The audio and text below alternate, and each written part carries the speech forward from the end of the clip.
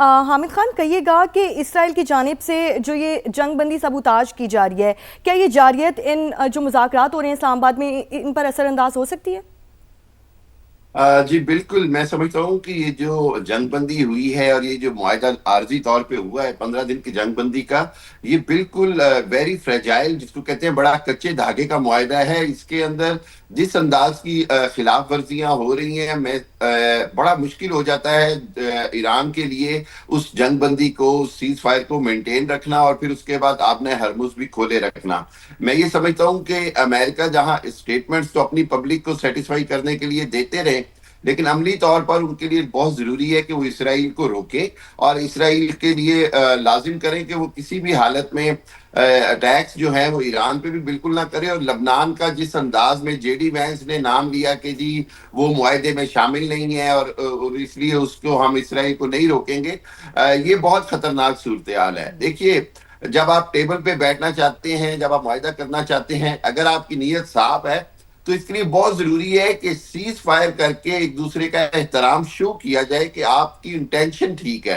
अभी ईरान ये बात बड़ी वाजे तौर पर कह रहा है कि अगर अमेरिका की इंटेंशन नहीं है तो क्या ये सिर्फ 10-15 दिन टाइम गेन करने के लिए लिए जा रहे हैं। ये इंप्रेशन जो है ये दोनों तरफ अगर रहेगा तो फिर हालात और मुश्किल होते जाएंगे। देखिए, मकसद ये है कि ये जो कल बैठक हो रही है ये बहुत बड़ी कामयाबी है। इनको बिठा देना मुज़ाकरात के लिए, सबका एक जगह इकट्ठे हो जाना, it is a great success. लेकिन इसके अंदर जो सबसे बड़ा स्पॉइलर फैक्टर है, जो इसको बर्बाद करना चाहेगा, तबाह करना चाहेगा, वो है इसराइल। और इसराइल के पास क्या है? इसराइल के पास वो बेलगाम जो ताकत है उसके उसका वो इस्तेमाल करता है। उसने लबनान में देखिए 2-2.5 हजार लोग जो है अभी तक शहीद हो चुके हैं। 18 लाख के करीब लोग जो हैं वो बेघर हो चुके हैं। 30 किलोमीटर का इलाके पे कब्जा कर चुका है इसराइल। बाकायदा वो कह रहे हैं कि जी अब ये इसराइल के अंदर शामिल कर लिया जाएगा, लबनान को अपना नक्शा बदलना पड़ेगा, जनूबी लबनान जो है वो इसके हिस्से में आ जाएगा। ये वो सारे जिसको कहते हैं इश्तियाल अंगेज किस्म के स्टेप्स हैं जिसके नतीजे में किसी वक्त भी जंगबंदी टूट सकती है। और जंगबंदी टूटने का मतलब ये है कि बहुत खतरनाक सूरत हाल होगी। आपने देखा होगा कि ट्रंप ने चंद घंटे पहले फिर एक बार वही बयान थोड़े से दिए ऐसे ही। कि जी अगर जंगबंदी टूटती है तो मेरी तरफ से हम दोबारा वही कुछ करेंगे, हम इसी पोजीशन में है। सो ये वो अंग्रेजी में कहते हैं ना कि वो जो थ्रेटनिंग जो बिहेवियर है वो बड़ा खतरनाक है। देखिए, मैं ये समझता हूँ कि अब यहाँ पर काम आ जाएगा बहुत जरूरी गारंटोर्स का, जिन्होंने ये मुआहदा कराया वो इंश्योर करवाएं पाकिस्तान और चाइना और बाकी जो ममालिक हैं वो ईरान के एंड के ऊपर तो इस चीज को यकीनी बना रहे हैं कि सीज फायर जारी रहे, अपना हरमुज खुल जाए और जो 10 निकाती एजेंडा है या पॉइंट्स है उस पर बातचीत आगे बढ़े। दूसरी तरफ से ईरान अमेरिका की तरफ से बदकिस्मती से उस अंदाज से इसराइल को रोकने की कोशिशें नजर नहीं आ रही हैं। लेकिन फिर भी मैं अभी भी पुरुमीद हूं, क्योंकि उसकी वजह यह है कि डीप स्टेट में अमेरिका खुद ये जानता है कि ये उसको बहुत बड़ी फेस सेविंग दिलवाई है पाकिस्तान ने। और अमेरिका का पब्लिक के अंदर इंटरनली भी इस जंग की मुखालफत है, इकोनॉमिकली भी पूरी दुनिया क्रैश में स्टॉक मार्केट्स क्रैश कर रही हैं, प्राइस ऑफ ऑयल बहुत ऊपर चली गई है, बहुत सारे और मामला है। तो मैं नहीं समझता कि अमेरिका ये चाहेगा कि अब दोबारा हमले की तरफ जाए। ये गीदड़ भपकियां या ये धमकियां जो हैं, इससे आगे खुद अमेरिका के अंदर भी डिवीजन है। हमने देखा कि उनको आर्मी चीफ को बरतरफ करना पड़ा, ठीक। उनके जो पेंटागन है उसमें बहुत सारे इख्तलाफात हैं। हामिद खान साहब, आपने दुरुस्त बात की है। आमिर खौरी साहब, ये जो बातें हामिद खान साहब कर रहे थे इस पर भी आप जवाब देना चाहें तो दे सकते हैं। दूसरी बात ये कि आप क्या समझते हैं कि वो कौन सी ऐसी टर्म्स एंड कंडीशंस हो सकती हैं कि जो डील ब्रेकर का बायस बन सकती हैं? कौन सी ऐसी शराइत है जो अमेरिका और ईरान एक दूसरे के लिए मानने के लिए तैयार नहीं होंगे, और अगर ऐसा होगा तो फिर क्या फ्यूचर आप प्रेडिक्ट करते हैं या क्या अहाता करते हैं कि फ्यूचर में क्या होगा? देखें, ईरान की तरफ से तो जो डिमांड्स हैं उनमें साफ लिखा गया कि वो रेपरेशन पे करें, जितना उसका नुकसान हुआ है उसकी कीमत पे करे। अमेरिका ये कभी नहीं करेगा इस वजह से कि अमेरिका जो है वो अगर उसको यहाँ से इस तरह लगता है कि उसको इस जंग को यहाँ रोकना पड़ा, जिसमें रजीम जो है वो नहीं चेंज हुई, रजीम खड़ी हुई है, नुकसान बेपनाह हुआ है, मजहबी, अस्करी और सियासी जो क़यादत है उसमें शदीद नुकसान ईरान को जो है वो फेस करने पड़े हैं। लेकिन ये मुझे इस तरह लगता है कि जो 15 दिन का जो वक्फा लिया गया है इसके अंदर ये दोनों, I don't trust Washington and I don't trust तेल अवीव, इस वजह से कि ये हो सकता है कि ये थोड़ा सा लीवे दे के इनकी कोशिश हो कि ऐसा माहौल क्रिएट किया जाए जिसमें ईरानियन लीडरशिप भी समझे कि वाकई शायद कोई जो है डेवलपमेंट होने जा रही है, अच्छा। और वो अपनी जो भी उन्होंने अब तक जो अपने एक्शन लिए हुए हैं अपने आप को छुपाने के, उनके अंदर थोड़ी सी ईज करें और ये पता लगे कि अगले अटैक के अंदर जो है उस लीडरशिप को मारने की कोशिश करें। इस वजह से कि अगर देखें ना, अगर आज आप एक दिन, यानी अब तो घंटे रह गए ना लीडरशिप ये बातचीत स्टार्ट होने में, उससे पहले अगर ट्रंप जो है वो उसकी लैंग्वेज वही है, वो कल तक सिविलाइजेशन को तबाह करना चाह रहा था, अब वो कह रहे थे जितने अटैक हुए उससे ज्यादा और लाख अटैक होंगे। नेतन्याहू जो है वो एक, आप ये समझिए कि एक ऐसा रॉटवाइलर है, I am sorry to use the word, लेकिन कि उसकी कोई लीश नहीं है, उसको कंट्रोल नहीं किया जा सकता, ठीक है ना।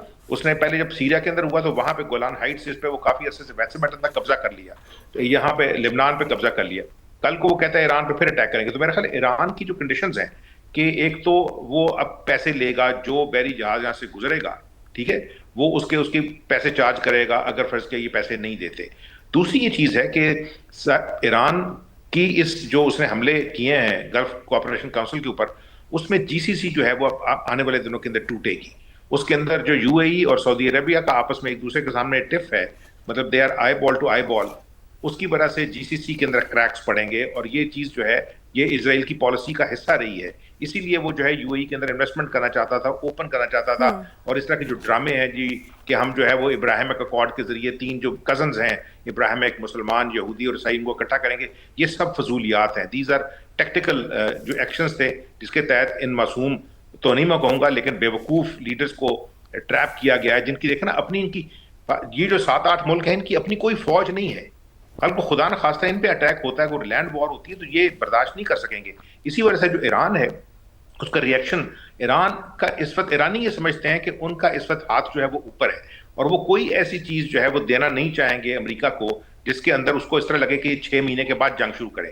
वो सबसे बड़ा इंटरनेशनल गारंटोर्स चाहते हैं, सिर्फ यूनाइटेड नेशन से ऊपर, यूनाइटेड नेशन भी एक टॉकिंग शॉप बन चुकी है कि उसको गारंटी दी जाए कि आइंदा अमेरिका और इजराइल जो है वो इस तरह की बदमाशी यानी गलत इंफॉर्मेशन के ऊपर उस पर अटैक नहीं करेंगे। अमेरिका मानता है या नहीं मानता, मेरा भी ख्याल है कि ये सारे लोग जो डिप्लोमेटिक नाइसिटीज जो लैंग्वेज है उसको इस्तेमाल करते हुए ये एक दूसरे के साथ टाइम बाइंग डिवाइस है। हमें सिर्फ ये देखना चाहिए कि पाकिस्तान जो है उसने जो अपने लिए अचीव किया है उसके बाद वो अपना जो ताल्लुकात हैं उसको किस तरह रिकूपरेट करता है, रीबिल्ड करता है, स्पेशली यूएई के साथ और साथ इस रीजन के अंदर, कि ईरान जो है उसका जो थर्ड बॉर्डर है वो सेफ रहे। और ईरान जो है मतलब तारीफें तो कर ही चुका है पाकिस्तान की, पाकिस्तान जो है उसको दोबारा देखना पड़ेगा। और मेरा ख्याल है कि ये जो 4-5 बड़े मुल्क हैं, यानी पाकिस्तान, ईरान, टर्की, इजिप्ट और सऊदी अरेबिया, इनको मिलके एक नया जो है ज्योग्राफिकल आर्किटेक्चर जो है वो क्रिएट करना पड़ेगा। GCC has failed, United Nations has failed, OIC has failed. Hamid साहब, आप सवाल का जवाब दे दें। इस वक्त मेरे ख्याल से आमिर गौरी साहब लाइन पर नहीं है। जी जी बिल्कुल, मैं ये समझता हूँ कि ये वो मुतालबात हैं ईरान के जो ईरान ने शुरू दिन से अपने आगे रखे, और ईरान ने हमेशा से ये कहा है कि उसके ऊपर जो ये पाबंदियां हैं उसके अंदर इंतहाई गैर इंसानी कवानीन भी शामिल है, जिसके अंदर एक जमाने में आपको याद होगा कि मेडिकल इक्विपमेंट और मेडिसिन तक की रसाई जो है वो ईरान की पब्लिक के लिए मुश्किल कर दी गई थी इन पाबंदियों की वजह से। और एक और चीज बड़ी इंपॉर्टेंट है वो ये कि ईरान के जो अरबों डॉलर फ्रीज किए गए हैं इन पाबंदियों की वजह से ईरानी एसेट्स के पूरी दुनिया में, ईरान चाहता है कि उनको भी अब रिलीज किया जाए ताकि ईरान की इकोनॉमी को कुछ जो है वो रिलैक्सेशन हो, कुछ आसानी हो। बुनियादी बात यह है कि क्या अमेरिका जो है वो इस जंगबंदी में सिंसियर है? अगर सिंसियर है तो सदर ट्रंप तो पहले भी कह चुके हैं कि अमेरिका पर, ईरान पर पाबंदियां जो है वो खत्म की जाएंगी। सदर ट्रंप इस बात पे एग्री थे शुरू में कि हम जो है वो किसी न किसी अगर एग्रीमेंट पे पहुंचते हैं तो हमें इसमें कोई प्रॉब्लम नहीं है कि ईरान के अंदर जो है वो बाकी दुनिया जो है वो बिजनेस करे। सो आज अगर सूरत हाल यहाँ पर है तो इसके अंदर सबसे इंपॉर्टेंट फैक्टर है इंटेंशन का, और इंटेंशन जो है वो अमेरिका के एंड से ज्यादा शो करनी होगी, क्योंकि सऊदी अरब हो या यूएई हो या बाकी ममालिक हो, वो इस अमेरिका की जंग की कीमत अदा कर रहे हैं। ईरान ने तो पूरी इस खित्ते के अंदर बार बार एक बात कही कि जी अगर मुझ पर अटैक होगा तो मैं सिर्फ अमेरिकी मुफादात पर अटैक करूंगा। सो आज की जो सूरत हाल है वो वहीं पर खड़ी है कि क्या ईरान की जो 10 निकात हैं उसके अंदर जो बुनियादी निकात हैं, जिसके अंदर जंग का हर जाने की बात हुई है, उसके अंदर स्ट्रेट ऑफ हॉर्मुज के कोई कंट्रोल की बात हो रही है कि कोई टैरिफ वहां पर लगाया जाए। सो अब सूरत हाल ये है कि ईरान ने जो रेजिस्ट कर लिया, रिजीम चेंज नहीं होने दी, ईरान ने रेजिस्ट कर लिया कि वहां पर अहमद रजा पहलवी या किसी और को आकर इक्तदार पर कब्जा नहीं करने दिया गया। ईरान ने जंग के अंदर जिस तरह से जवाबी कार्रवाइयां करके पूरा इसराइल, तल अबीब और हैफा और पूरा जो इसराइल है उसको हिला के रख दिया। उसके बाद ईरान ये एक्सपेक्ट करता है कि उसके साथ जो जंग बंदी है वो एक मुस्तकिल बुनियादों पर हो। मुस्तकिल बुनियादों की जंग बंदी के लिए जरूरी है कि जामिन बीच में हो, और साथ साथ अगर ईरान के 10 निकात हैं तो उसमें से 4-5 अगर अभी माने जाते हैं, 6-7 अभी माने जाते हैं, 2-3 पर बातचीत होती रहती है। इसी तरह अमेरिका के जो 2-3 मुतालबात जो अहम हैं यूरेनियम की एनरिचमेंट के हवाले से, मैं ये समझता हूं कि उसके ऊपर कोई ना कोई ब्रेक थ्रू हो जाएगा, क्योंकि ईरान ने एक बार पहले भी ये अंदिया दिया था कि वो अपनी यूरेनियम जो है वो रशिया के हवाले करने को या रशिया की मॉनिटरिंग में देने को तैयार है। सो अब जो अमेरिका का मुतालबा है कि आधी अमेरिका को दे दी जाए, आधी ईरान को दे दी जाए, ये बंदर बांट जो है मेरा ख्याल है शायद ईरान एक्सेप्ट नहीं करेगा, लेकिन वो किसी ना किसी मैकेनिज्म पे राजी हो जाएगा। फिर उसके बाद ईरान ने वाज़ेह तौर पर कहा कि उसके बाद जितनी यूरेनियम है वो उस थ्रेशोल्ड से बहुत कम है जिससे एटम बम तैयार होता है, यानी 60% से भी नीचे है। सो ऐसी यूरेनियम जो है वो सिर्फ तवानाई के मकासद के लिए इस्तेमाल होती है। लेकिन स्टिल 2 चीजें बड़ी इंपॉर्टेंट हमें समझनी होंगी। एक ये कि अगर ये कल के जैसे ही मुज़ाकरात शुरू होते हैं, क्या बॉडी लैंग्वेज है, body language is very important in diplomatic जो होते हैं मुज़ाकरात। क्या एग्रेसिव बॉडी लैंग्वेज से दोनों बैठते हैं तो फिर वो मुज़ाकरात को खत्मी शक्ल तक पहुंचाना मुश्किल होगा। और दूसरी बात ये है कि हमने ये देखना है कि बाकी ऑब्जर्वर्स वहां पर बैठ के वो क्या सूरत हाल ऑब्जर्व करते हैं। अगर अमेरिका की तरफ अब ये तो देखना होगा ना हामिद खान साहब, जब ये डेलीगेशन बैठता है क्या मुज़ाकरात होते हैं, क्या बातचीत होती है और क्या निगोसिएशन इसमें हो पाती है। हामिद खान अल मशरकी साहब और आमिर गौरी साहब हमारे साथ मौजूद थे, आप दोनों का बेहद शुक्रिया।